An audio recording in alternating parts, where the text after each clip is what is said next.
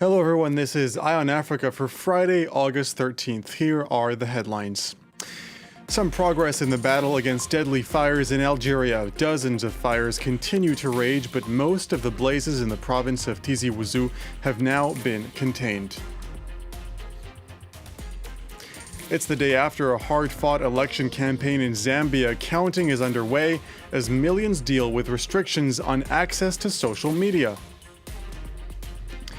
And a nation welcomes home two unexpected heroes as Olympic medallists Ahmed Hafnaoui and Mohamed Jendoubi return to Tunisia. It's good to have you with us. Firefighters in Algeria are finally making progress tonight in their battle against the fires which have devastated northern parts of the country. Emergency services say the blazes in the worst-hit province of Tizi Ouzou have been largely extinguished thanks to fire crews, army engineers, civilian volunteers, and the help of two French firefighting planes. But fires continue to rage near the city of Béjaïa and close to the Tunisian border. At least 71 people have been killed in the disaster. Laurent Berstecher has the latest. Entire villages burned to the ground and a country in a state of shock. In Tizi Ouzou, the province hardest hit by forest fires that have raged in northern Algeria since Monday, residents who managed to escape the flames came back to find their homes reduced to ash and rubble.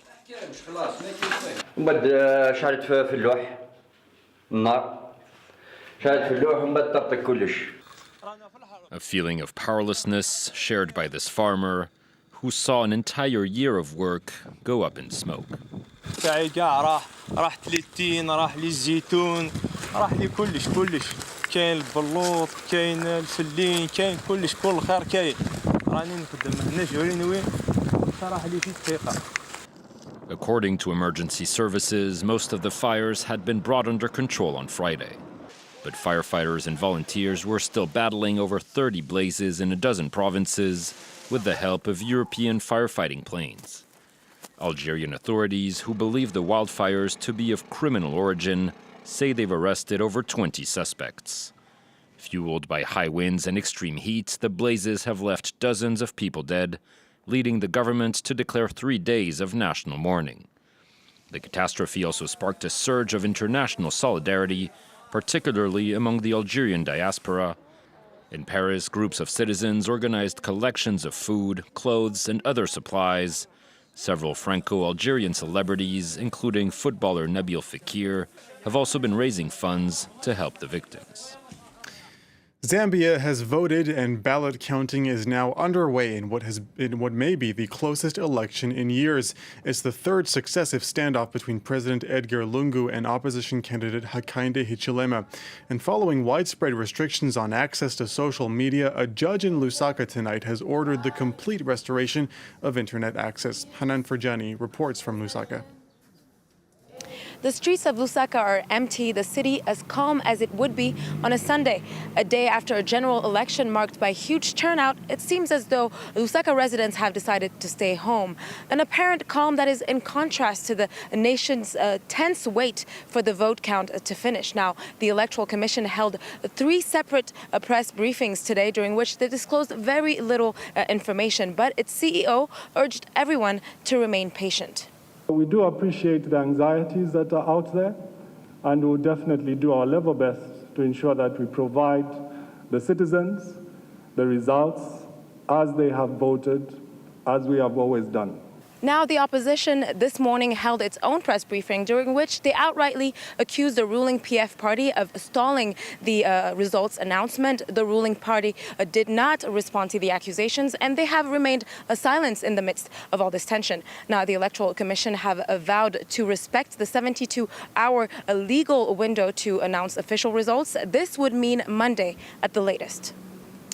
Some good news now from Guinea. The World Health Organization says no new cases of the Marburg virus have been identified so far. The region's first recorded case of the deadly disease was confirmed on Monday, just 4 days ago. 150 contacts of that fatal case have been identified, and they're all being monitored twice a day during the incubation period. The Marburg virus is carried by bats and has a fatality rate of up to 88%. Fortunately for us, the case that was identified is an isolated case. It has now been almost 11 days since we detected a new infection, and the victim's contacts so far have not developed any symptoms of the Marburg virus. According to the latest information that we have received, the vaccine used against Ebola can also be used against the Marburg virus. The trial of Tanzania's main opposition leader Freeman Mbowe has been postponed for the third time. The head of Chadema, the Party for Democracy and Progress, was arrested last month on terrorism-related charges. The hearing, which was supposed to be held online, was affected by technical issues. The trial is now scheduled to begin 2 weeks from today, on August 27th. The Olympics are always full of surprises, and this edition was no exception. 2 Tunisian athletes shocked their nation when they won medals in Tokyo. Ahmed Hafnaoui with a gold medal in swimming, and Mohamed Jendoubi with a silver in taekwondo. These 2 young men symbolize an entire generation of athletes who made it despite training in a country with very little investment in high-level sports. Our team in Tunis has more. Flares and music. When Khalil returns to the neighborhood where he grew up, it's a celebration. At just 19, he won silver at the Tokyo Olympics, the first silver Tunisia has won in 50 years.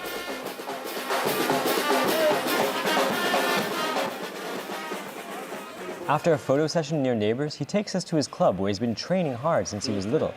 فرحان برشا اللي خرجت من الصالة هذه متوج وهديت الصالة اللي كبرت فيها ميدالية أولمبية.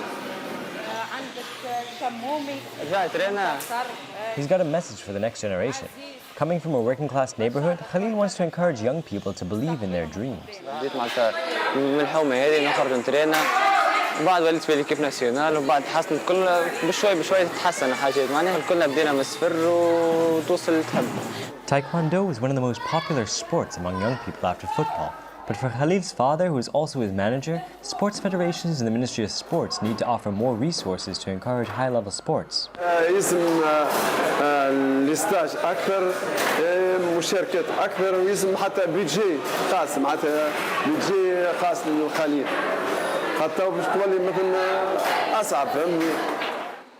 At the Olympic pool in Az-Zahra in the southern suburb of Tunis, another young person has stars in his eyes. Ahmed Hafnaoui, 18, won gold in the 400-meter freestyle swimming. هذه معناها ثمن المجهودات اللي عملتهم أنا طيلة العامين من اللي ترشح 2019 والحمد لله معناها. Unlike other athletes, Hafnaoui hasn't left to train abroad to boost his career. Faced with often limited means, he has for now chosen to stay in the country and is proud of it. عطيت ثقة في الكوتش نتاعي وقعدت معاهم والحمد لله معناها نجحنا مش لازم أي واحد يمشي لأمريكا ولا فرنسا. Now, after a well-deserved break, the 2 champions are already preparing for the 2024 Olympics in Paris. The fishing industry in South Africa is a gigantic business. It generates some 335 million euros each year and employs close to 30,000 people. But the size of the industry has led to overfishing, and that has had a disastrous effect for many species there. While the government isn't keen on imposing too many restrictions because of the fallout of the pandemic, others are doing their best to find solutions.